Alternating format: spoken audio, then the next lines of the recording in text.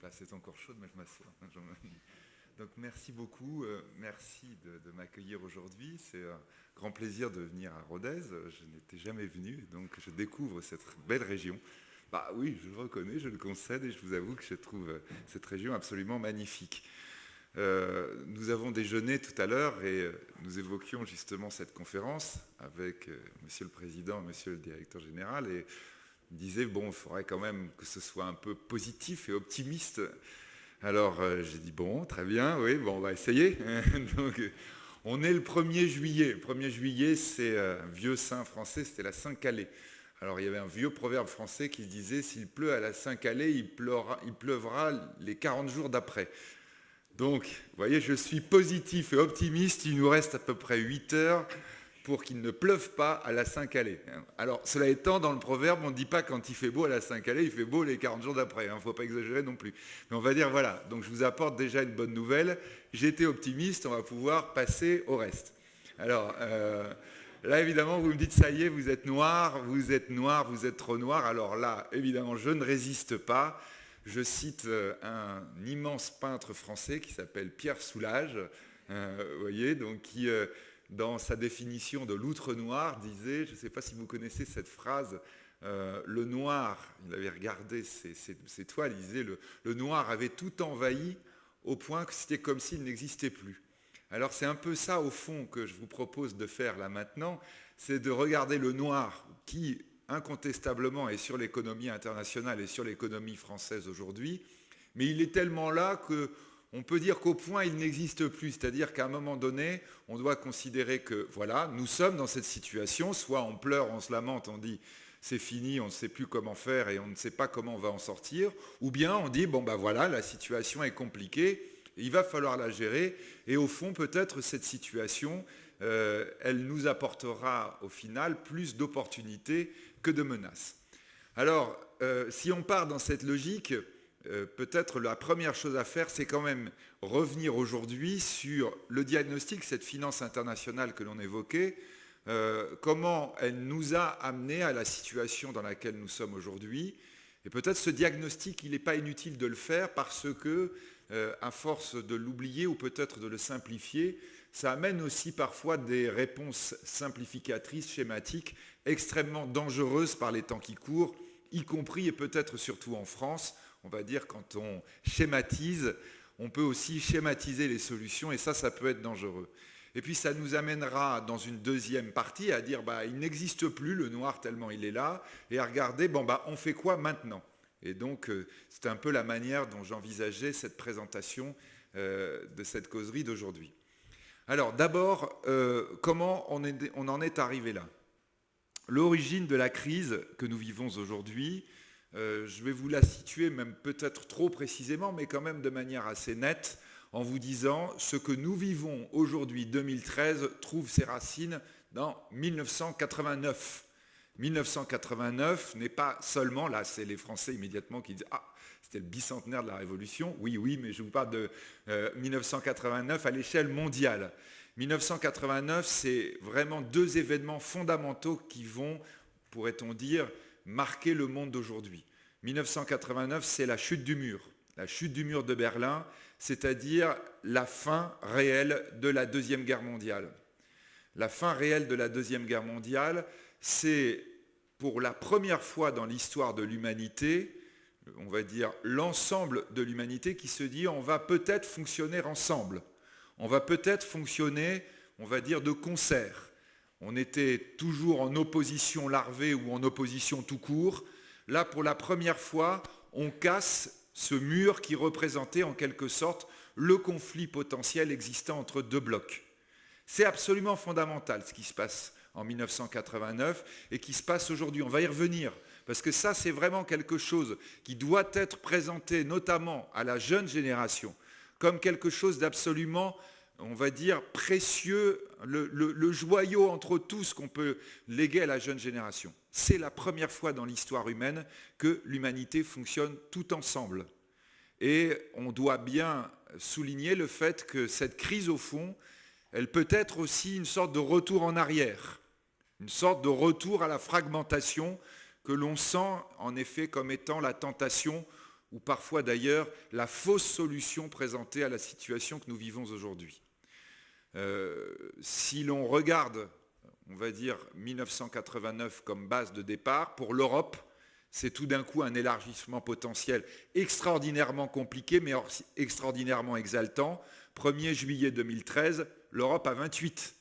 La Croatie vient de faire son entrée aujourd'hui dans l'Europe. Ça n'est pas rien. L'Europe continue de s'intégrer, continue de s'élargir, y compris dans la difficulté. 1989, ce n'est peut-être pas totalement le hasard, c'est un deuxième événement qui va s'avérer fondamental lorsqu'on le regarde à l'échelle de l'histoire. Ce sont les événements de la place Tiananmen en Chine. 1989, cette même année. C'est-à-dire le monde fonctionne ensemble et là, tout d'un coup, nous allons avoir juste une petite partie de l'humanité, petite partie, la Chine, 1,3 milliard d'habitants, qui tout d'un coup va basculer à partir de là, à partir des événements de Tiananmen. La Chine décide de fonctionner dans l'économie mondiale. En l'occurrence, c'est une décision prise à l'époque par le président Deng Xiaoping, on va dire ancien accompagné de Mao Tse-tung, qui dit je conçois que ce que m'envoie comme message la population, en particulier la jeune population chinoise, c'est qu'on ne peut plus continuer comme avant. Et donc nous allons maintenant rentrer dans le concert économique mondial. C'est une décision absolument majeure qui va modifier complètement, on va dire, l'économie du monde. Ça, c'est 1989 et ça entraîne la décennie de croissance la plus forte que l'on ait jamais vue dans l'histoire économique, pour autant que l'on ait des statistiques sur l'histoire économique.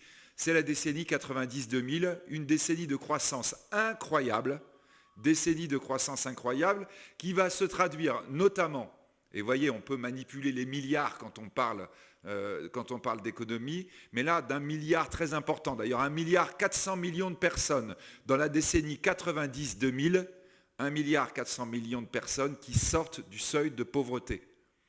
La mondialisation, le nouveau monde qui commence à l'époque, c'est ça que ça veut dire. Ça veut dire à l'échelle de milliards des gens qui sortent du seuil de pauvreté. Le seuil de pauvreté en économie, c'est 2 $ par jour pour vivre. Bon, vous allez me dire, oui, c'est statistique. Quand vous sortez du seuil de pauvreté, ça veut dire, grosso modo, vous gagnez 15 ans d'espérance de vie. Ça veut dire, vous avez, parmi ces 1,4 milliard, grosso modo, la moitié de gamins qui gagnent 15 ans d'espérance de vie d'un seul coup, d'un seul. Ça veut dire la mortalité infantile qui est divisée en grosso modo par 15. Ça veut dire la mortalité des femmes au moment de l'accouchement qui est divisée par 50. Ça veut dire l'alphabétisation qui augmente, qui est démultipliée à peu près par 30. Vous me direz, ces chiffres sont très spectaculaires parce que quand vous êtes en dessous du seuil de pauvreté, c'est épouvantable. Alors évidemment, quand vous passez au-dessus, c'est très sensible l'amélioration. Mais c'est ça que veut dire le nouveau monde qui commence en 1989. Alors ça veut dire quoi ? Ça veut dire que les pays pauvres, ces pays pauvres dont le leader s'appelle la Chine, à l'époque, aujourd'hui encore, deuxième puissance économique du monde, aujourd'hui la Chine, ces pays pauvres deviennent plus riches.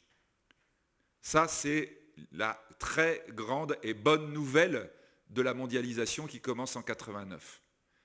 Cette décennie 90-2000, c'est aussi, et ce n'est pas le hasard, la décennie dans laquelle on commence à se rendre compte qu'à partir du moment où on parle planète, où on parle humanité tout entière, on se rend compte aussi que la Terre, ce n'est pas l'infini.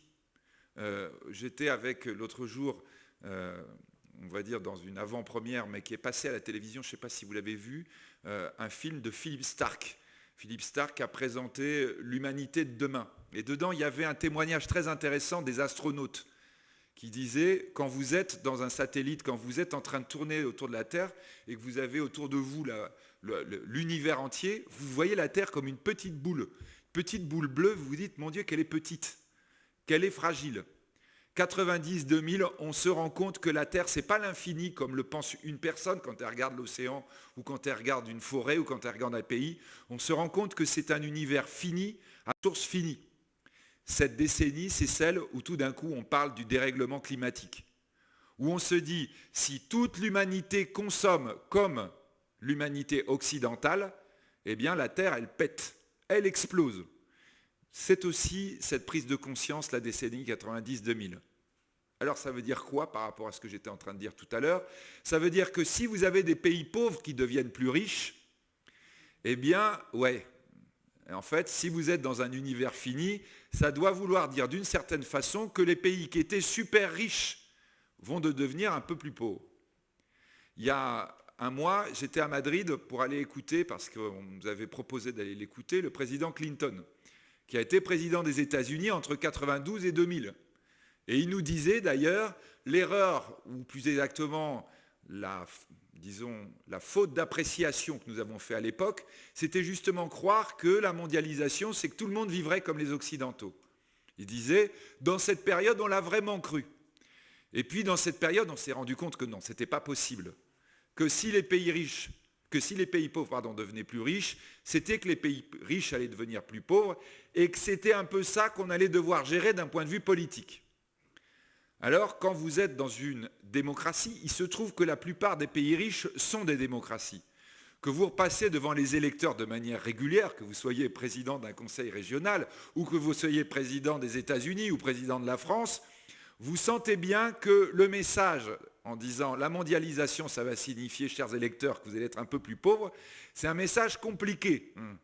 Vous pouvez vous faire élire en disant travaillez plus mais gagnez plus, dire vous allez travailler de plus en plus mais gagner de moins en moins, vous dites à coup sûr pour moi c'est le goudron et les plumes. Et donc c'est la problématique que vont avoir à gérer les politiques, mais pourrait-on dire les populations des pays riches pendant cette période-là.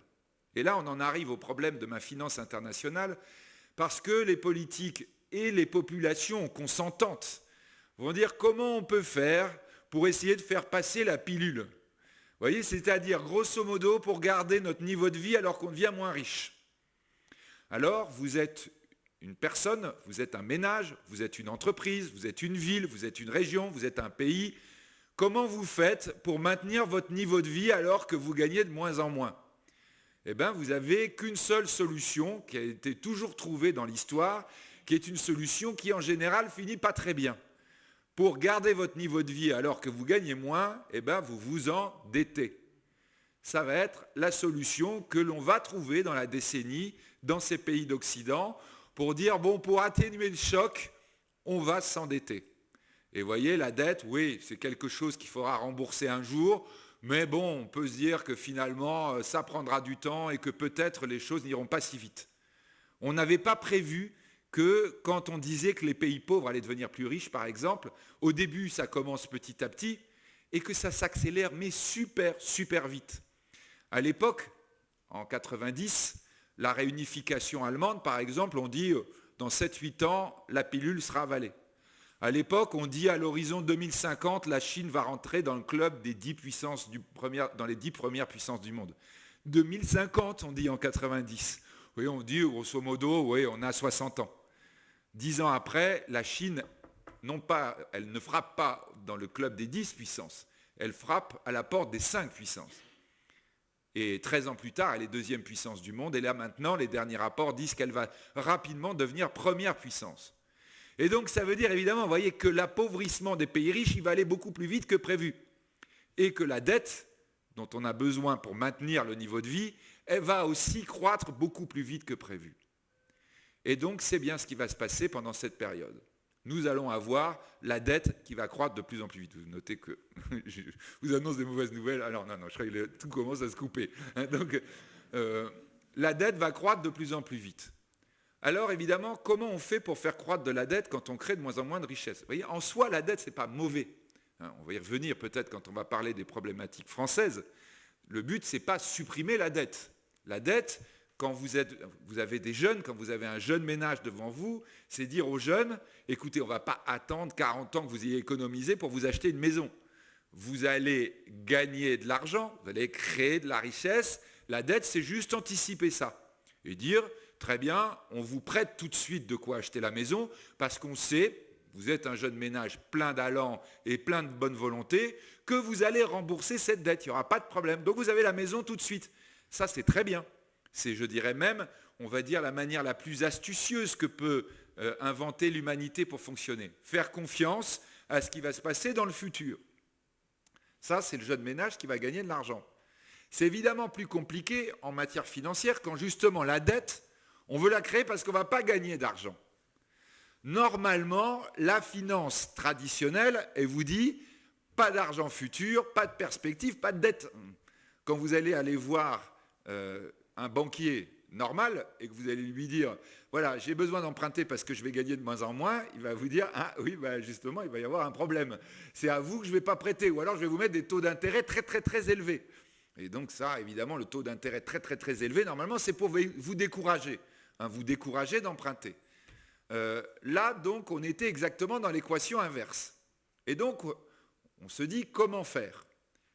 On est d'accord que la bonne solution, ça aurait été de dire forget la dette et essaie de revenir à la manière, on va dire, d'ajuster ton mode de fonctionnement à la nouvelle donne mondiale. Bon, là, on ne fait pas ça. On dit essayons de trouver une justification de la dette. Et donc, on va trouver une idée géniale, et cette idée géniale va provoquer une nouvelle finance. Une finance beaucoup moins sage que la finance d'avant. Ça va être de dire la dette, au lieu de la garantir sur la création de richesse, on va la garantir sur du patrimoine. En disant, vous voyez, vous êtes une vieille famille qui a du mal à créer de la richesse, vous n'avez pas quand même une ou deux maisons à gager là, qui pourraient nous servir pour justement vous permettre de vous accorder un peu de dette. C'est la trouvaille qu'on va trouver, qu'on va mettre en œuvre à l'échelle mondiale. La garantie au lieu de l'attente de richesse. Et d'ailleurs, comme pour les vieilles familles, le bien le plus fort et le plus facile pour garantir de la dette, c'est bien l'immobilier. Et donc, on va dire, l'Occident, c'est l'endroit où on a le plus beau patrimoine immobilier du monde, et c'est lui qui va garantir la dette. Et donc, nous allons avoir, on va dire, la formule magique pour la croissance pendant pratiquement les 15 années, grosso modo, 92-2007. L'immobilier, notamment, qui garantit de plus en plus fort la dette. Le truc génial, en plus de la formule magique, c'est que plus vous émettez de la dette, plus vous forcez la dette à être émise, plus vous baissez les taux d'intérêt, plus vous faites monter le prix de l'immobilier. Quand vous faites monter le prix de l'immobilier, vous suscitez l'envie de créer de l'immobilier nouveau. Et donc, quand vous avez plus d'immobilier, vous avez plus de garantie. Plus vous avez de la garantie, plus vous pouvez créer de la dette. C'est ce qui se passe, par exemple, dans ces années 95-2005, aux États-Unis, quand vous avez prêté à quelqu'un qui est chômeur et qui n'a pas de boulot et qui n'a pas de richesse. Vous lui prêtez parce qu'il y a la garantie de son immobilier qui va lui permettre d'acheter. On lui dit d'ailleurs, achetez la maison que vous voulez. Peu importe, de toute façon, c'est elle qui garantit la dette. Il dit, formidable. Quand vous faites ça à plusieurs reprises, le prix des maisons augmente. Et donc, vous allez voir la personne pauvre, sans travail, mais qui a maintenant une maison, vous allez la voir en lui disant, dis donc, tu sais, je viens de voir, le prix de ta maison a augmenté. Alors, il dit, ouais. Au début, il n'osait pas ouvrir la porte, vous voyez, en se disant, qu'est-ce qu'ils veulent faire, ces gens-là qui viennent me parler de finances. Ben oui, mais comme le prix de la maison a augmenté, on ne t'a pas assez prêté. La garantie a augmenté, pourquoi on ne va pas prêter davantage? Et donc, on lui a donné un chèque supplémentaire. Il disait, ah bon, mais j'en fais quoi de ce chèque? Tu fais comme tu veux. Bon, évidemment, tu pourrais rembourser, mais honnêtement, c'est idiot, puisque c'est ta maison qui sert de garantie. Ne rembourse pas. On te fait un prêt à 50 ans, à 100 ans, et il n'y a aucun problème. Le prix des maisons va continuer d'augmenter. Donc, cet argent qu'on te donne en plus, utilise-le pour consommer. Et effectivement, quand tu vas consommer, ça va vers la croissance. Et on aura trouvé la solution pour que les choses aillent de mieux en mieux. Et donc, en effet, c'est ce que l'on va faire pendant les 15 années folles, on va dire grosso modo 92-2007, pendant laquelle l'Occident axe sa croissance sur de la création de dettes. J'ai pris l'exemple américain parce que c'est là que va arriver le problème. C'est là qu'il commence et c'est là qu'il arrive. Mais n'oubliez pas quand même en France à l'époque, c'est bien le moment où vous achetez une maison avec vos 3 derniers bulletins de salaire. 3 mois pour vous endetter à 25 ans. On vous prête à 100%. Dites pas que ça n'existait pas, je l'ai fait moi-même. On vous prête 100% du prix de la maison, plus le prix des travaux, plus même les frais de notaire. Tout ça prêté 100% sur la dette. En France, 3 mois de salaire et on regarde grosso modo l'état de votre compte. Nos grands-parents ont regardé ce qui s'était passé sur le compte pendant 25 ans avant de leur prêter autant. Nous, non, ça allait très vite. On vous signait, on disait, bon, on va voir, mais il n'y a pas de problème, vous avez le prêt. Et vous aviez la maison. Et puis après, qu'est-ce que vous faisiez? Eh bien, vous faisiez en France, on va dire, vous allumiez votre télévision et vous voyez à la télévision le deuxième budget de la dette dans un ménage occidental qui s'appelait l'automobile. Et là, tout d'un coup, l'automobile, on ne vous parlait plus de prix d'une automobile, sauf au moment où on faisait des primes à la casse. On vous commençait à vous parler de loyer. On vous disait, une voiture, c'est un loyer de tant par mois. Alors ça s'appelle quoi? Ça s'appelle de la dette supplémentaire. En France, vous alliez dans le supermarché à la fin de la semaine, le samedi, et on vous disait, achetez le nouvel écran plat, prenez le nouvel abonnement Internet, 18 chaînes, 36 chaînes, 3000 chaînes, 4 mois paiement sans frais. Ou alors, vous vous abonnez, c'est 18 € par mois pendant la première année. Et puis après, les 4 années suivantes, oui, ce sera 40 €. Mais vous inquiétez pas, on se débrouillera. Eh bien ça, c'était l'économie de la dette. En France aussi, pas aussi fort qu'aux États-Unis, mais en France aussi. Pas aussi fort en ce qui concerne les personnes privées. En ce qui concerne les personnes publiques, on était beaucoup plus fort que les Américains, nous à l'époque. Donc on va dire que l'économie de la dette, elle est dans tout l'Occident, et elle est dans tout l'Occident, y compris en France.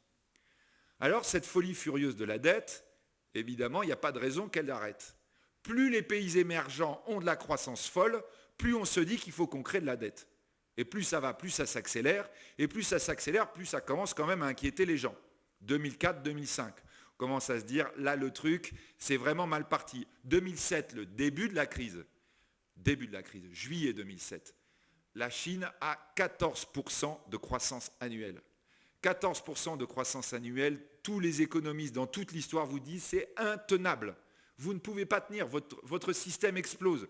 Ça va tellement vite que là, vous ne pouvez plus créer la monnaie, vous ne pouvez plus créer les entreprises, vous avez des dysfonctionnements qui apparaissent partout. Et quand la Chine fait 14% de croissance annuelle, il faut que l'Occident fasse presque 14% de croissance de sa dette dans la même année. C'est bien d'ailleurs ce qui se passait. Et donc là, on se dit, le truc est en train d'exploser, on va essayer de faire, on va dire, ce qu'on appelle à l'époque, un atterrissage en douceur. Vous voyez, un soft landing, on disait en anglais. C'est-à-dire, on va essayer de calmer les choses, ralentir la croissance de la dette en Occident, qui va ralentir la consommation. Du coup, ça va obliger les Chinois à avoir une croissance plus faible. Et donc, là, à ce moment-là, qu'est-ce qu'on fait? On augmente un peu les taux d'intérêt. Question soft landing, on a été servi. À l'aéroport, on dirait plutôt un hard crash. Vous voyez, c'est-à-dire que là, quand on commence le processus, donc grosso modo 2005-2006, quand vous commencez à augmenter le taux d'intérêt, souvenez-vous-en, augmentation des taux d'intérêt parce que ça pourrait se reproduire assez rapidement. Quand vous augmentez les taux d'intérêt, ça veut dire quoi? Eh bien, ça veut dire qu'immédiatement, le prix de l'immobilier commence à stagner, voire même à légèrement diminuer. Et donc la crise, elle commence août 2007, crise immobilière aux États-Unis. On commence à avoir une stagnation du prix, diminution du prix de l'immobilier. Et là, qu'est-ce qui se passe? Vous avez les banquiers qui arrivent pour voir les gens qui avaient emprunté. Alors en leur disant, dites donc, oui, on a regardé le prix de votre immobilier. Alors le gars, il dit, oui, alors vous allez me faire un chèque de combien? Ah ben non, là, non. Non, là, ça a légèrement baissé. Ah zut, c'est pas de chance. Oui, alors? Ah oui, mais vous n'avez pas oublié, hein, on vous prête parce qu'il y a une valeur de gage, de garantie. Si le prix diminue, ça veut dire qu'il me faut rembourser la différence de dette. Comment ça rembourser? Mais vous m'aviez dit que mon emprunt, il était sur 100 ans. Ah oui, il était sur 100 ans s'il y a garantie, mais s'il n'y a pas garantie, il faut rembourser. Mais je ne peux pas vous rembourser, je suis chômeur et vous m'avez dit de tout consommer. 0 épargne aux États-Unis à l'époque. Ah vous ne pouvez pas rembourser, vous me rendez la maison. Et les banquiers commencent à récupérer les maisons en août-septembre 2007. Ces maisons, ils les remettent sur le marché, et quand vous remettez des maisons sur le marché alors que les gens, ils n'arrivent plus à les acheter, ça fait baisser les prix. Et la spirale commence. Et là, la spirale du désendettement occidental devient, pour continuer dans la métaphore de l'avion, une vrille. Une vrille épouvantable qui commence à entraîner toute l'économie mondiale. Vous allez raconter ça à vos petits-enfants un jour, et ils vous diront, mais comment, à votre époque, vous avez pu être aussi dingue? Et pourtant, ça s'est passé il y a 6 ans, il y a 5 ans, ça nous semble déjà très loin, et la vrille, effectivement, elle commence, et on se dit comment on va l'arrêter. Je vous rassure tout de suite, quand on va parler de notre époque aujourd'hui, vous allez dire, mais comment on peut être aussi dingue? Sauf que c'est nous, en ce moment. Hein. Donc, il y a 6 ans, on va dire, c'est des vieux, ils sont plus au pouvoir. Il y a 6 ans, hein, ça fait pas longtemps. Aujourd'hui, vous allez voir qu'on ne fait pas beaucoup mieux. Donc, la vrille commence. Et là, tout le monde s'affole, parce qu'effectivement, quand vous supprimez la dette occidentale, il faut tout supprimer en face. Là, monsieur le commissaire aux comptes va dire, quand vous réduisez la dette, il faut réduire l'actif. Et quand vous réduisez l'actif, vous commencez à le sentir passer méchamment. Donc, on essaie de reprendre les commandes en main.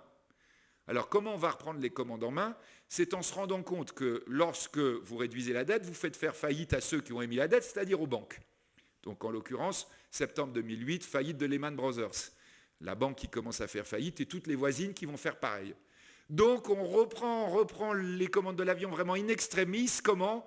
Eh bien, en disant, on va essayer d'empêcher la faillite des banques en garantissant la dette des banques. Ça, c'était fort comme trouvaille. On garantit la dette des banques avec quoi? Avec les États, qui disent, nous, on garantit la dette des banques. Et là, tout le monde se rassure. Ah, la dette est garantie, mais tout va bien alors. Et là, on se dit, c'était juste. Et à l'époque, on dit, on est sorti de la crise. Ça y est, vous inquiétez pas, la crise est finie. On a trouvé la nouvelle garantie. C'est plus l'immobilier, c'est les États. Ouais, c'est une bonne idée. La mauvaise idée, c'est de penser que la crise est finie. Parce qu'à l'époque, début 2009, vous avez de grandes discussions dans les médias. Mais c'était il y a longtemps, hein, c'était nos anciens. Ils disent, ah non, mais il ne faut pas s'inquiéter de la dette. Il faut faire de la relance. Parce que c'est la croissance qui va nous permettre de nous en sortir par le haut. Et donc là, on a la bonne idée de faire les grands plans de relance. Vous avez un nouveau président à l'époque qui s'appelle Obama, qui décide d'un grand plan de relance aux États-Unis. Juste pour l'idée, vous voyez, pour mémoire, le plan de relance du président Roosevelt dans les années 30. Je ne sais pas pourquoi je parle des années 30, je ne devrais pas. Donc, dans les années 30, vous savez, il s'appelait le New Deal, peut-être si vous vous souvenez, on voyait ça en terminale ou en première de programme économique. Le New Deal, c'était la relance économique par excellence.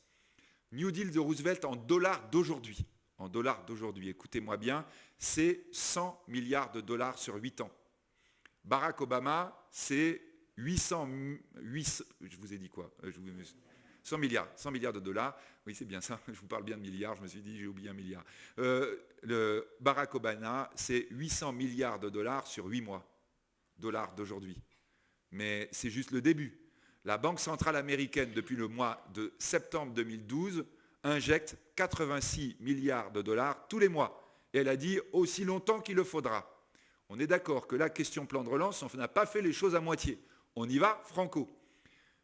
C'est quoi au fait des dollars qu'injecte l'État quand l'État ne produit pas de richesse? Ça s'appelle comment? Oui, de la planche à billets. Oui, non, mais ça, c'est... Vous voyez, on dit, oui, la planche à billets... Non, c'est de la dette. C'est de la dette supplémentaire que vous rajoutez, de la monnaie, de la dette. S'il n'y a pas de richesse en face, ça s'appelle de la dette.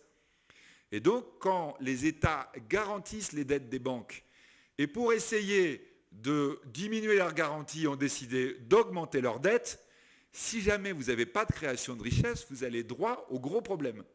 Le gros problème, il arrive début 2010. Avec les petits États occidentaux qui ont fait la même chose que les gros, mais qui n'ont pas du tout de rentrée de richesse alors qu'eux, ils ont une très très grosse dette. Ça s'appelle la Grèce. C'est pas juste d'ailleurs au passage, hein, c'est les États européens plus que les États américains. Mais enfin bon, ça tombe sur nous, la Grèce, le Portugal, l'Espagne, l'Irlande, tous. Qu'est-ce qu'ils ont comme problème? Et ils ont comme problème que la garantie de l'État ne suffit plus à la dette qu'ils garantissent. Et donc là, tout d'un coup, le système dit, dis donc, si l'État ne peut pas rembourser, elle est où la garantie? Panique! On repart en vrille en disant, il faut détruire la dette. Et quand vous détruisez la dette, vous avez les banques qui risquent à nouveau de faire faillite et le problème de revenir. Il faut que je me dépêche parce que je suis tellement dans le noir, c'est noir, que je vais finir par oublier qu'il a tout envahi. Donc voilà ce qui se passe dans cette année 2010-2011. Alors là, on a le truc génial, on invente le système pour reprendre en main, si vous vous souvenez bien. Ça, c'était donc printemps 2011, été 2011. La crise est finie, annoncent les Occidentaux, car nous avons trouvé la solution. C'est d'ailleurs la dernière fois qu'on le fait, disent les Occidentaux, et même le président français de l'époque, en disant « les grands États garantissent les petits États ». On a toujours trouvé la bonne solution, la solution de la garantie. Ça dure à peu près 2 mois. Parce qu'au bout de 2 mois, en fait, on commence à faire les calculs en disant « dis donc, la garantie du système bancaire plus la garantie des petits États », ça fait quand même beaucoup pour même les gros États. Et donc là, août 2011, vous avez les agences de notation qui regardent la garantie, qui disent, tiens, je vais dégrader le plus grand des États, les États-Unis. Et là, la panique commence effectivement, parce que quand on fait les calculs, on se rend compte que garantie plus garantie, ça fait toujours beaucoup, beaucoup trop de dettes. Et ça repart en vrille. 2011, août 2011, c'était il y a longtemps, hein, c'était nos aïeux, on est d'accord. Août 2011 jusqu'à, on va dire, janvier 2012, c'était il y a très très longtemps, c'était il y a 1 an et demi. Donc là, c'est la panique à bord encore plus forte qu'en 2008. On se dit là, on est en train de planter le système. Et donc, on va utiliser l'ultime garantie, celle dont on se demande pourquoi on n'y avait pas pensé plus tôt. La garantie des banques centrales. Les banques centrales disent, mais il n'y a aucun problème, vous avez de la dette, eh bien moi, je vais, comme vous l'avez dit tout à l'heure, imprimer de la dette. Comme ça, il n'y a aucun problème. Vous émettez de la dette, vous voyez, eh bien la banque centrale rachète la dette. Vous dites, ouais, c'est génial. Puis à un moment, vous dites, mais c'est pas juste un peu dingue, là, ce qu'on est en train de faire. Dans les banques centrales, vous disent, oui, enfin, on vous dit ça, on le fait un tout petit peu, c'est quand même le temps que vous commenciez à réduire pour de vrai la dette, mais on va dire dans des conditions où vous n'êtes pas en vrille. Mais quand même, il va falloir en passer par là. Sauf que, évidemment, on ne l'entend pas. Ou quand on l'entend, on dit, oui, mais ça fait très très mal. Ce ne serait pas mieux de faire de la croissance? Et donc, nous sommes dans le débat 2013. Enfin, 2013, début de l'année 2013. C'était nos aïeux, c'était il y a longtemps. C'était il y a 6 mois. Donc là, on était en train de dire, ouais, non, mais rembourser la dette, c'est quand même compliqué. On est d'accord que le remboursement qu'il va falloir faire, c'est au niveau public. Puisque le public, c'est l'État qui gage la dette du système. C'est bien à ce niveau-là qu'il faut réduire la dette. Nous en sommes là aujourd'hui. Et nous en sommes en France dans la grande discussion, mais on ne pourrait pas faire autrement que réduire la dette. On ne pourrait pas avoir de la croissance et de l'entrée d'argent. Ouais, on pourrait, sauf qu'on n'en a pas. Et alors, on fait comment? Eh bien, je ne sais pas. Si on imprimait encore plus de monnaie pour essayer de faire de la relance. Alors, vous voyez, c'est ce que beaucoup d'économistes disaient il y a encore 3 semaines. On était quelques-uns, le dernier bastion, vous voyez, les vieux cons, hein, on peut dire, en économie, en disant vous pouvez y aller, ça va péter. Alors ils nous disaient, vous avez tort, il n'y a pas d'inflation. Vous voyez, on émet de la monnaie, de la dette, il n'y a pas d'inflation. Non, rassurez-vous, ça va arriver par ailleurs. Ça va arriver par, évidemment, quand vous mettez beaucoup de monnaie par les banques centrales, vous créez des bulles, et les bulles, elles sont sur les marchés boursiers, qui sont en train de battre tous les records, et sur les marchés obligataires. Vous avez noté qu'un pays qui est en récession, qui a un chômage qui a explosé, qui a des problèmes sociaux à tous les étages, eh bien ce pays est en train aujourd'hui de se financer à taux négatif. Alors je ne vais pas parler du pays en question, mais c'est un grand pays quand même, hein, je vous assure. Il est en Europe et il est en train effectivement de battre tous les records du monde en matière économique, c'est-à-dire des taux qui étaient, c'était il y a une semaine, les taux qui étaient tous en train de baisser alors que les indicateurs allaient toujours plus mal. Depuis, on s'est rendu compte, comme à peu près en 2005, qu'en continuant les conneries à imprimer de la monnaie, on n'allait pas tarder à faire sauter la cocotte minute. Et que si on avait un krach boursier et un krach obligataire en même temps, on allait avoir une très belle solution, c'est-à-dire à nouveau les banques allaient faire faillite, et là, plus aucune commande pour reprendre l'avion qui allait se remettre en vrille. C'est-à-dire, boum, boum, boum, l'effet domino qui allait recommencer. On n'en est pas loin, on n'en est pas sorti encore, croyez-moi. Donc aujourd'hui, nous en sommes là. Alors là, comme dirait Soulage, je me suis rendu compte que le noir avait envahi toute la toile. Vous m'avez demandé d'être optimiste, ça va être effectivement maintenant qu'il va falloir l'être ou jamais. Conclusion de ça, on fait quoi? Alors, on va passer rapidement, parce qu'on n'a pas quand même 3 heures, sur les 2 principes absolument fondamentaux que mon vieux papa, qui est décédé au début de cette année, il avait 100 ans, me disait sans cesse qu'il fallait essayer de préserver. Il me disait, si ta génération doit retenir un truc de la mienne, c'est ça. C'est que, il faut continuer à fonctionner tous ensemble. Parce que moi, me disait-il, il a fait l'école de l'air en 1936, quand elle est née. L'école de l'air, c'était l'école des officiers de l'armée de l'air. Son père avait fait toute la guerre de 14, lui, il a fait toute la guerre de 40. Il me disait, quand on commence à plus fonctionner ensemble, ma génération, elle peut t'expliquer ce qui se passe. L'Europe, en 58, elle s'est créée là-dessus, en disant, en Europe, on sait que si on ne fonctionne plus ensemble, c'est clair, on se met les uns sur les autres. Alors c'est vrai qu'évidemment, maintenant, on a un peu oublié ça, parce qu'on n'a jamais connu situation de guerre. Enfin, la Croatie qui vient d'arriver, eux, ils ont une légère mémoire là-dessus. Peut-être pour ça qu'ils étaient pour une adhésion. On leur a dit, vous voulez rentrer dans l'Europe, mais ça ne marche pas, mais l'euro, ça ne marche pas. Et ils disent, ouais, mais on sait ce qui se passe quand il n'y en a pas. Nous, on a payé pour ça il y a juste 10 ans. Alors nous, on est prêts à adhérer à l'Europe et même à mettre le prix qu'il faut pour ça. hein. Quand les Croates ou les Serbes nous envoient des leçons, c'est intéressant parce qu'eux, effectivement, ils ont une mémoire récente. Bon, on va dire, nous, celle-ci, on l'a oubliée. Mais continuer à fonctionner ensemble, c'est fondamental. Et deuxième principe fondamental, de dire que l'Occident ne peut pas continuer à développer de la dette. Et que d'ailleurs, il faut développer de la dette nulle part. Et qu'en ce moment, il y a de la dette en Chine et que ça promet une autre explosion d'un même type. La dette, c'est pas bon si ce n'est pas fondé sur la création de richesse. Donc ça, c'est les deux principes fondamentaux. On fonctionne ensemble, en communauté, sinon il y aura la guerre.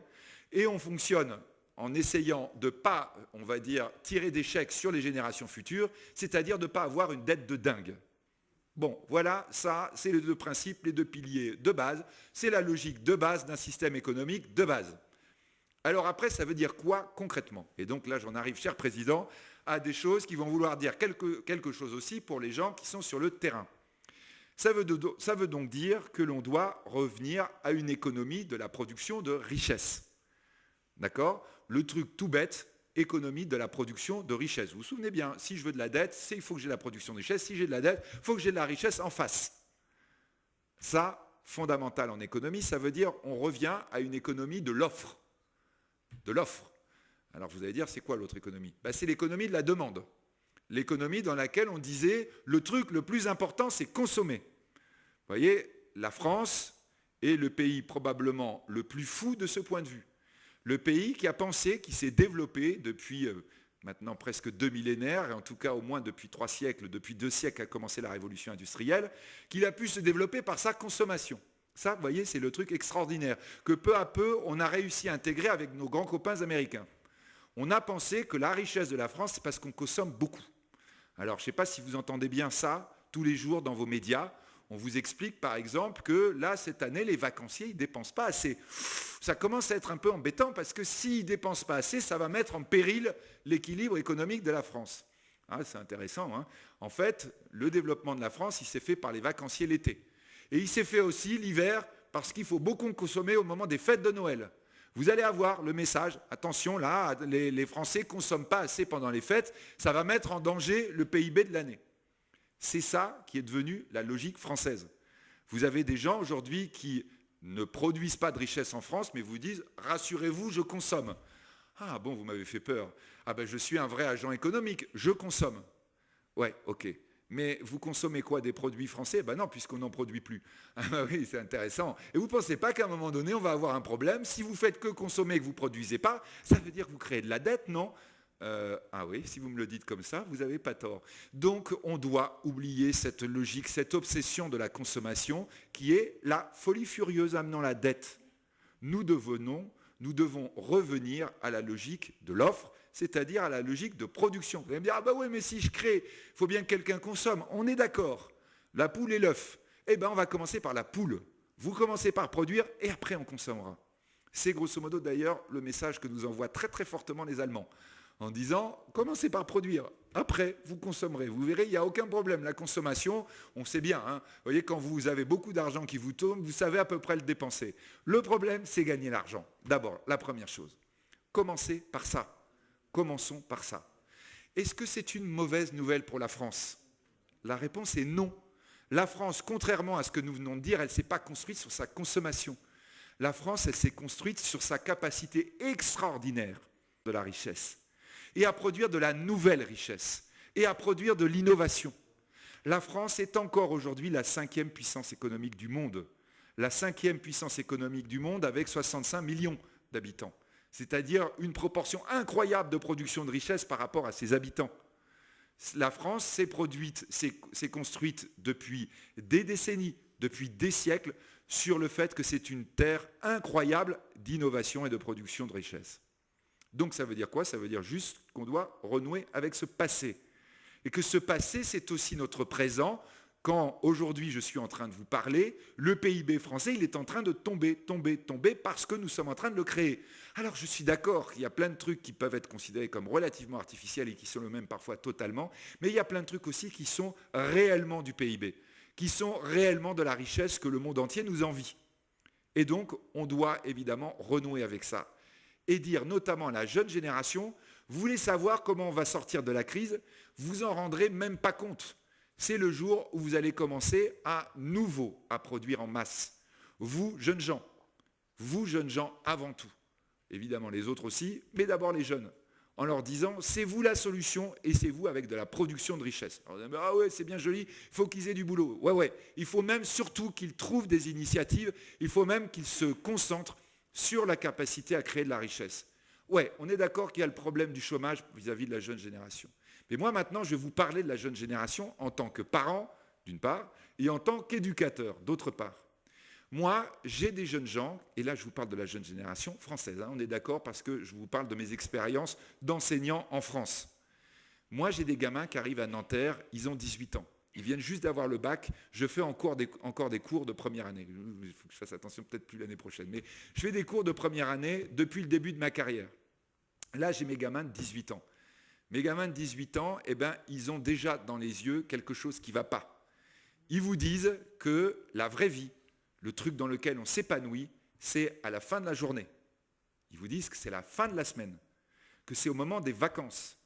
Et je peux vous dire que je les ai entendus, qu'on a eu ces discussions au moment où il y a eu les réformes sur les retraites, et qu'on va avoir à nouveau, ils vous disent que la vraie vie, ça va être au moment de la retraite. Ils sont préoccupés parce qu'ils disent comment on va payer ma retraite. Alors je suis d'accord, quand tu as 20 ans, tu te dis probablement tu n'auras pas une retraite comme ont eu tes parents ou tes grands-parents, mais quand même, la vraie question qui se pose à toi aujourd'hui, ce n'est pas celle-là.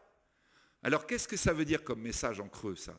Eh bien, ça veut dire que pour eux, dans la vision des jeunes Français, et quand je dis la vision des jeunes Français, c'est que vous avez l'explication là, fondamentale du pessimisme français. Et le pessimisme français, ce n'est pas le pessimisme occidental ou européen, c'est en France, chez nous ça.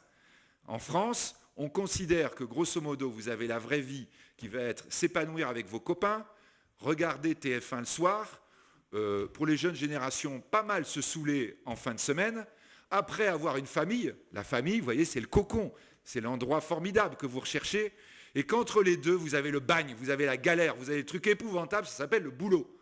Or, ça tombe mal parce que le boulot, c'est là où on crée de la richesse. Quand les gamins, ils ont peur de l'univers professionnel, ils ont exactement le refus, le rejet de ce qu'ils ne doivent pas avoir comme rejet parce que c'est la solution de la sortie de crise. Vous voulez savoir comment on va sortir de la crise quand les gamins vont dire l'univers professionnel, c'est génial. Et là, alors vous allez dire, ah ouais, le système éducatif, ok, je suis d'accord avec vous, pose un vrai problème et je vais y revenir. Mais vous, en tant que parents ou grands-parents, vous devez vous poser la question. Juste pour voir, vous faites le test, vous revenez de cette réunion-là ce soir, vous téléphonez à vos petits-enfants si vous en avez, ou vous allez voir vos enfants s'ils sont encore à côté de chez vous et vous leur dites, tiens, ok, au fait, on m'a dit de te dire un truc et c'est vrai, j'aime mon boulot, j'aime ma vie. Tu sais que ma vie professionnelle, c'est le truc le plus important, je vais te le dire. Je vous garantis que pour 95% des gamins que vous allez toucher ce soir, ils vont vous regarder en disant, oula, t'as bu quoi là ? Ou bien t'as fumé quelque chose dans ta assemblée. Là, verront, ça commence à devenir un peu... Ils vont être stupéfaits. Moi, j'ai fait l'expérience dans mes amphis. Je fais venir des professionnels, des chefs d'entreprise comme vous, mais aussi des fonctionnaires, mais aussi des chercheurs, mais aussi des médecins. Et je leur dis, viens parler à mes gamins qui sont en première année d'économie. Alors, c'est des copains ou des copines, en général, ils viennent vraiment parce que je leur ai demandé. Ils disent, mais tu veux que je leur dise quoi ? Je veux que tu leur dises, surtout les femmes, j'aime bien quand c'est les femmes qui disent ça, je veux que tu leur dises que, tu vois, le soir, à 20h, ça t'arrive d'être encore au boulot. Parfois, ça t'arrive à 20h de dire « Oh, putain, j'ai oublié d'aller chercher les gamins ». Et que ça t'arrive non pas parce qu'on t'a enchaîné à ton bureau, non pas parce que tu veux gagner des fortunes et que tu es complètement avide, mais juste parce que ce que tu fais, c'est tellement passionnant que tu n'as pas vu le temps passer. Je veux que tu leur dises ça. Alors vous allez me dire, ah bah oui, mais ce n'est pas le cas de tout le monde. Je veux que toi, quand c'est le cas, tu le dises aux gamins.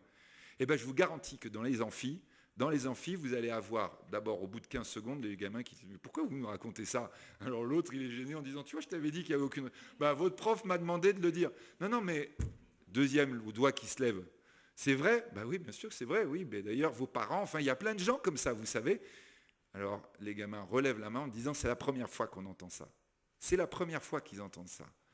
Regardez, juste comme test, on a eu des Oscars au cinéma français, on a eu Cannes il y a peu de temps. Citez-moi un film français, un seul, dans lequel l'univers professionnel est présenté de manière positive.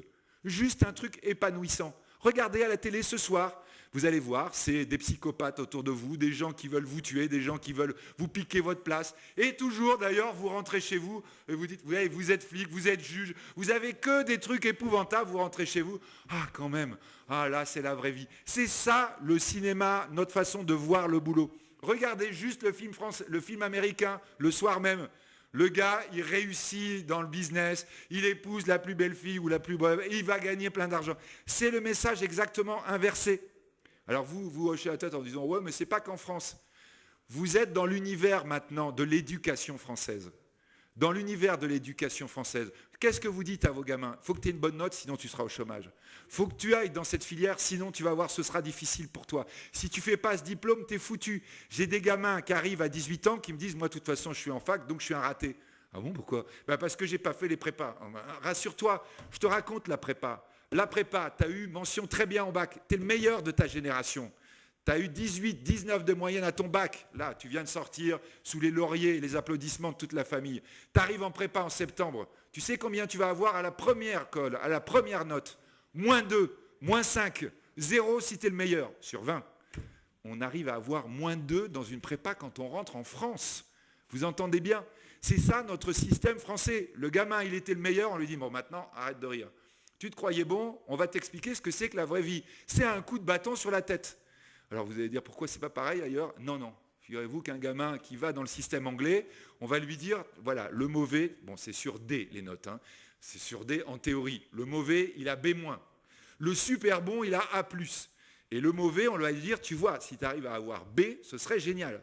En France, on est d'accord que le super bon, on lui dit, tu as D, même D-. Quant au vraiment super mauvais, on lui dit, toi, tu n'es pas noté, honnêtement, merci beaucoup, mais tu es dans la filière, on va dire qu'est la filière d'échec. Hein, vous les métiers dont on ne trouve plus personne, les métiers manuels, machin, c'est dire aux gens, l'échec, t'es nul, t'es pas bon, donc merci beaucoup, écoute, essaie de te suicider, ou peut-être éventuellement tu auras de la chance d'avoir le chômage. Et encore, si le chômage fonctionne encore. C'est ça que nous disons à nos gamins. Nos gamins sont dans un système, nous sommes dans un système où nous ne sommes que négatifs. Il faut que je me dépêche parce que mon message commence à être positif, mais il n'est pas encore assez. Juste pour vous dire, un gamin étranger, on le sait, un Anglais, un Allemand, je ne vous parle pas d'Américain, hein, qui arrive dans le système français, il lui faut 6 mois pour s'acclimater. Parce qu'effectivement, il a tout qui lui tombe dessus, il ne comprend pas comment ça marche chez nous. On lui dit, ah ouais, non mais t'inquiète pas, -2 c'est bon. -2 sur 20, il dit, I have not understood, il dit en anglais. Ouais, non mais c'est comme ça en France, t'inquiète pas, -2, tu sais, personne s'affole, c'est normal. Ah bon? Et donc, après, bon, effectivement, il comprend qu'on arrive à s'en sortir. Mais sauf que tout notre système, il est fait comme ça. Donc, première idée fondamentale, on va devoir créer de la recherche avec des gamins. Et la première chose à faire, c'est dire aux gamins, maintenant, vous arrêtez de croire que tout va mal, vous arrêtez de croire que tout est épouvantable, vous commencez à vous dire juste que c'est possible. Que c'est possible. Et déjà, on aura fait les 3/4 du chemin. Vous vous demandez quand est-ce qu'on sera sorti de la crise? À ce moment-là, en France, il n'y a aucun doute. La crise, elle sera derrière nous. Alors, au passage, on pourra le réévoquer, il va falloir que les gamins qui aient de l'initiative, ils puissent trouver du financement. Ça, c'est vrai. Ça va être un élément majeur. Ces gamins qui doivent trouver du financement, il faut qu'ils se dirigent vers quoi? Eh bien, c'est là où on a un message absolument essentiel et absolument majeur à faire passer. D'abord, la réflexion, elle doit se faire, répétons bien-le, au niveau du terrain. Si je suis aujourd'hui chez vous en Aveyron, je suis un peu partout, ça peut m'arriver un peu partout, c'est vraiment dire, ne croyez pas que ça va venir d'en haut. À chaque fois que les choses vont mal en France, à chaque fois qu'elles ont été mal, c'est qu'on avait un problème en haut. À chaque fois qu'on a redémarré, ça a été qu'on avait de l'énergie en bas. L'énergie française, c'est les poilus. C'est pas notre état-major qui gagne la guerre de 14, parce que même à la limite, s'il y avait avec lui, probablement qu'on l'aurait perdu. C'est les 1 million de gamins qui ont été se faire massacrer et où personne pensait que ça arriverait. Quand De Gaulle il lance son appel, c'est pas à l'État français, hein. C'est effectivement à tout le monde, à tout d'un coup, tous les Français. Et là, quand les Français ils décident d'y aller, ils y vont. Le redémarrage économique français ne pourra se faire que par la base, c'est-à-dire par vous, par le terrain. Ne croyez pas, n'attendez rien d'en haut, dites-vous qu'en revanche, les forces, elles sont là. Elles sont là vers quoi? Vers les 3 axes extraordinaires qui sont devant nous. Et là, vraiment, je voudrais en discuter pendant 5 minutes pour bien que vous ayez cette idée, parce que cette idée, elle est absolument majeure. C'est que nous avons une chance folle dans notre système économique. Je vous ai dit, notre système économique, de toute façon, il ne pouvait pas continuer comme ça. On n'allait pas tous vivre comme des Américains. 1,3 milliard de Chinois qui vivent comme des Américains, la planète saute. Vous rajoutez leurs voisins, les 1,1 milliard d'Indiens, elle saute 2 fois, mais enfin, sauter une fois, ça suffit. Vous rajoutez les Africains, ça fera sauter 4 fois. Et vous rajoutez les Sud-Américains, c'est sauter 6 fois. Donc, là, le système ne tenait pas. C'est formidable, nous avons à inventer un nouveau modèle. Le mur que présente la dette, il va nous permettre de ne pas nous fracasser sur le mur qui est juste derrière, qui était le mur du dérèglement climatique. Tout va bien. Nous avons devant nous à inventer un nouveau modèle et tout va bien parce que nous avons 3 révolutions. Et voyez, j'utilise le terme révolution, elle fait référence à la révolution industrielle, c'est-à-dire ce qui a changé fondamentalement la façon de penser l'économie. Nous avons 3 révolutions équivalentes à la révolution industrielle ou à la révolution de l'imprimerie qui sont à nos portes, qui sont déjà là et dans lesquelles il faut foncer. Réinventer la France, l'économie française, ce n'est pas revenir en arrière. Ce n'est pas réinventer les hauts fourneaux. Ce n'est pas réinventer une industrie qui est moribonde. C'est foncer vers les 3 révolutions qui ont commencé et sur lesquelles la France, comme par hasard, est à nouveau super en pointe. Première révolution, elle concerne un département comme l'Aveyron, notamment la révolution agricole. Le grand défi de l'humanité, c'est nourrir aujourd'hui 7 milliards d'êtres humains et leur donner à boire. Enfin, à boire, j'entends, hein, à boire de l'eau. Peut-être autre chose aussi, mais d'abord de l'eau. 7 milliards d'êtres humains 2013, 9 milliards d'êtres humains, non, je n'inverse pas. 9 milliards d'êtres humains 2050. Le défi est gigantesque, il est relevable. Il est relevable comment ? Et là, mon vieux papa avait raison en disant « Vous devez surtout pas faire ce que je vois faire à ta génération, c'est ne plus avoir confiance en la science. » La science, lui me disait, ma génération à moi, la science, elle a vu Hiroshima. Alors te dire quand même qu'elle pouvait avoir un manque de confiance. Mais jamais, c'était la génération d'Auguste Comte, c'était un autre, d'Auguste Comte. C'était la génération qui avait confiance dans le progrès scientifique. La science, certes, amène des problèmes, mais amène surtout beaucoup plus de solutions que les problèmes. L'agriculture ne s'en sortira et ne sera, on va dire, à la hauteur du défi qu'en acceptant l'apport scientifique. C'est absolument fondamental. Je suis prêt à discuter de tout ce que ça peut signifier, y compris ici, donc sur ce que peut revêtir cette idée de la science. La France, en Europe, était considérée de tout temps dans l'histoire comme la première puissance agricole et comme la première puissance scientifique. Est-ce qu'on peut m'expliquer pourquoi en 2013, aujourd'hui, la France, en tant que puissance agricole, est en train de se faire dépasser? Attention, je parle bien de l'Europe, c'est-à-dire je parle de gens qui ont exactement les mêmes contraintes réglementaires a priori que les nôtres. Nous nous faisons dépasser, oui, si, les mêmes. Les autres, c'est nous qui les rajoutons. Attention, oui, non mais attendez, oui, je vous parle en Europe, parce que souvent, vous comprenez, on dit, c'est la faute à l'Europe. On est d'accord. Nous avons aujourd'hui l'agriculture allemande, l'agriculture italienne, l'agriculture espagnole, l'agriculture néerlandaise qui sont en train de dépasser l'agriculture française. La France, première puissance agricole européenne, la France, première puissance scientifique européenne, est en train de se faire dépasser par tout le monde. Alors je pose juste la question, il n'y a pas un problème quelque part? Quand on est en train de dire les gamins, il faut les pousser, alors souvent je le dis dans les coopératives agricoles dans lesquelles je vais beaucoup, je dis aux responsables d'exploitation en leur disant, dis donc, ton gamin, il va prendre ta suite? Non, comment ça se fait? Qu'est-ce que tu lui as raconté tous les jours? Je lui fais le coup, là, de l'enthousiasme. Mais après, je pose quand même un problème et une vraie question à l'ensemble, on va dire, de la réflexion française, qui voit l'agriculture comme au XIXe siècle. Vous voyez, l'agriculture, c'est le seul endroit où on n'a pas dû bouger, on est romantique. On doit voir la fermière en train de jeter du grain aux poules et les cochons qui mangent dans la cour. Non, juste l'agriculture, c'est une économie. C'est une économie fondamentale, c'est une des révolutions fondamentales. Comment ça se fait que la France ne soit pas en plein dedans et ne soit pas en pointe là-dedans? Oui, on est bon, mais on est en régression, il y a un vrai problème. Donc ça, c'est la première révolution essentielle.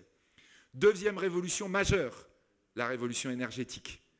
La révolution énergétique, c'est celle qui a déjà commencé, celle dont on parle sans cesse. L'énergie, la France est en pointe là-dedans dans toute la recherche depuis pratiquement 200 ans. Et bien la France arrive à être aujourd'hui le pays où, on va dire, la révolution énergétique veut dire le moins de choses, où on n'arrive pas à la faire passer, où vous avez 40 000 lobbies, tous extrêmement intelligents et tous qui arrivent à faire capoter tous les éléments et tous les événements énergétiques que l'on peut envisager. Juste la révolution énergétique, il faut vous dire qu'elle peut aller très vite. Il faut vous dire qu'un pays comme le Japon, qui est une puissance bien plus moderne que la France, certes 140 millions d'habitants, un peu plus que nous, mais un PIB qui est quand même le 2e du monde. Le Japon a pu arrêter brusquement toutes ses centrales nucléaires parce qu'il avait eu Fukushima et gérer ça. C'est gérable la révolution énergétique, ce n'est pas que négatif, ça peut être positif, mais ça veut dire que ça peut aller très très vite. Le Japon arrête ses 54 centrales nucléaires en 6 mois. Qu'est-ce qu'il fait? Il arrête les climatisations, il arrête les escalators, il arrête les enseignes lumineuses, il décide que les réunions en Aveyron, elles ne se feront plus dans une salle sous l'électricité, mais avec la lumière quand c'est en journée. Voilà, c'est tout ça qui va changer. D'ailleurs, au passage, tous les gens qui vivent au Japon et qui ont vécu cette évolution incroyable, vous me direz qu'il vient aussi en train au lieu de venir en avion. Je suis d'accord avec vous. Les avions Alice, c'est peut-être pas plus bête. Donc on peut continuer comme ça. Les gens qui ont vécu ça au Japon, ils vous disent, ah oui, c'est vrai que ça s'est passé, là, c'était incroyable, c'était l'année dernière. Et alors, en fait, honnêtement, je ne m'en suis pas vraiment rendu compte. C'est ça le truc. C'est que le changement de notre approche de vie en matière énergétique, il peut se faire super vite et pas forcément avec douleur. On peut garder les éléments fondamentaux et écarter beaucoup de superflus, et croyez-moi, ça peut aller super vite. 3e révolution absolument fondamentale, c'est la révolution du numérique. Celle-ci, c'est peut-être la plus importante de toutes. Celle-ci, elle est tellement importante parce qu'elle est à la fois économique et à la fois sociale. En 2011, on avait le G20 qui se passait en France. Là, cette année, il est en Russie. Croyez-moi, ça veut dire quelque chose parce qu'on était dans le G8 là, il y a quelques jours. Le G8, on commence à dire c'est le G7+1. Parce que la Russie, on sent bien qu'elle est en pleine défragmentation. Elle est dans la mauvaise pente. Et elle n'est pas la seule. En France, on a beaucoup de gens aussi qui sont sur la mauvaise pente en disant arrêtons de fonctionner ensemble. Enfin bref, ça c'est juste un message subliminal en passant. La Russie, on est d'accord. G7+1, ça veut dire quoi? Ça veut dire que la Russie en ce moment appuie la Syrie, que la Syrie c'est les Balkans de 1914. La Syrie, c'est je suis appuyé par la Russie, par la Chine, par l'Iran, par l'Irak, et je suis contre juste à titre d'exemple, parce que c'est même pas fini, la Turquie, Israël, l'Arabie Saoudite, les États-Unis, l'Europe. Et au-dessus, vous avez l'AQMI, puis vous avez l'Égypte qui saute, et vous avez tout ce monde-là qui est prêt à se mettre sur la figure pour de très bonnes raisons. Juste au passage, quand même, je le rappelle. Donc ça, G8 en France, il y a 2 ans, c'était encore un G8. On a le G8 à Deauville, et on dit, le G8 à Deauville, on va leur parler de crise, on va leur parler de chômage, on va leur parler de dette. Ça va être compliqué de communiquer là-dessus, même quand vous êtes politique très astucieux, vous vous dites ça va être compliqué. Et donc on crée à Paris l'IG8. L'IG8, c'était dire le nouveau monde, il est déjà chez nous, il a déjà commencé. L'IG8, c'était les 8 plus grands groupes mondiaux dans le domaine du numérique. Et là, vous aviez normalement Steve Jobs qui devait faire la conférence comme je fais ce soir au Palais Brongniart. Steve Jobs, finalement, était très malade, il avait le cerf qui était en phase terminale. On demande à Mark Zuckerberg, le fondateur de Facebook, de venir. Un gamin, un adolescent, vous voyez, un peu plus âgé, mais enfin vraiment avec un look d'adolescent. Et il nous envoie tout dans la figure, en disant, mais qu'est-ce que vous allez attendre là aujourd'hui? Qu'est-ce que vous allez désespérer? De toute façon, le monde ne marchait pas. Le monde nouveau, il est déjà prêt. Vous ne vous rendez pas compte qu'il y a 20 ans, vous aviez des téléphones avec des fils, qu'il y a 20 ans, vous n'aviez jamais entendu parler d'Internet, qu'il y a 20 ans, vous n'auriez même pas pensé qu'il était possible un jour de vous envoyer une image, et que ça aujourd'hui c'est totalement banal, et que dans 20 ans, la planète n'aura plus rien à voir avec ce qu'elle est aujourd'hui. Dans 20 ans, vous aurez les gamins d'aujourd'hui. Un gamin de 2 ans, il sait utiliser son iPad aujourd'hui.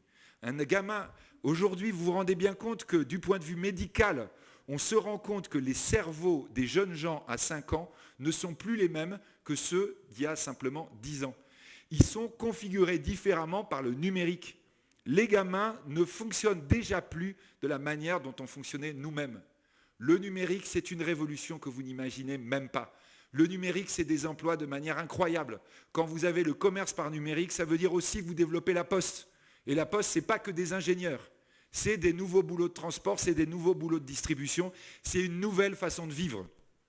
J'espère, non, je sais, je vous avais entendu dire que vous deviez partir avant. Je croyais que c'était la révolution numérique qui vous énervait, mais j'avais entendu dire. Donc, voilà ce que c'est le nouveau monde. Voilà ce que c'est le nouveau monde et voilà vers quoi il faut foncer. Et nos gamins, il faut leur dire, mais fondez des boîtes là-dedans. Parce que s'il y a quand même quelque chose qui doit nous choquer en France, c'est que sur l'IG8, il n'y avait pas une boîte française, il n'y avait pas une boîte européenne. On n'était qu'avec des boîtes américaines ou asiatiques.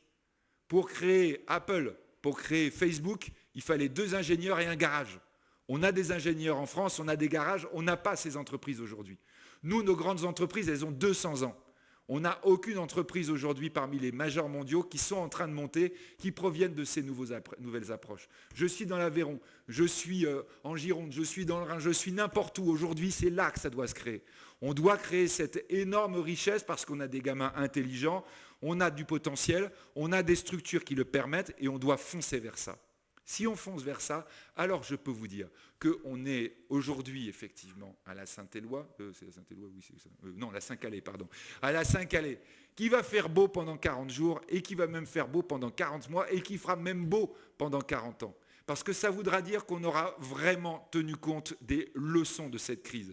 Ces leçons de fonctionnement, on va dire la tête à l'envers qu'on a eu pendant 25 ans, développant de la dette en oubliant de développer la richesse, et qu'on en aura tenu compte dans le bon sens en disant construisons le nouveau modèle économique.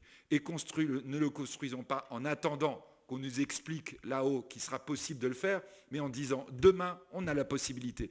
Et je suis un gamin aujourd'hui, d'abord aux gamins je leur dis, t'es ingénieur, t'arrêtes d'être financier, t'es bon en maths, tu vas plus en école de commerce, tu vas en école scientifique, et tu commences à me créer après-demain des boîtes, peut-être avec l'autre gamin qui n'est pas bon en maths et qui lui fait l'école de commerce. Tous les deux vous vous rassemblez et vous commencez à y aller. Et vous ne me pleurez pas après le financement, après tout ce qui manque. Vous avez besoin d'un garage, d'un ordinateur, vous l'avez, vous y allez, vous foncez. C'est vers ça qu'on doit aller. C'est ça le message absolument positif qu'il faut véhiculer aujourd'hui, ici, mais surtout avec nos jeunes. Voilà, et à ce moment-là, on pourra dire, il a fait beau aujourd'hui, et véritablement, la Saint-Calais 2013, ce sera une Saint-Calais mémorable. Je vous remercie.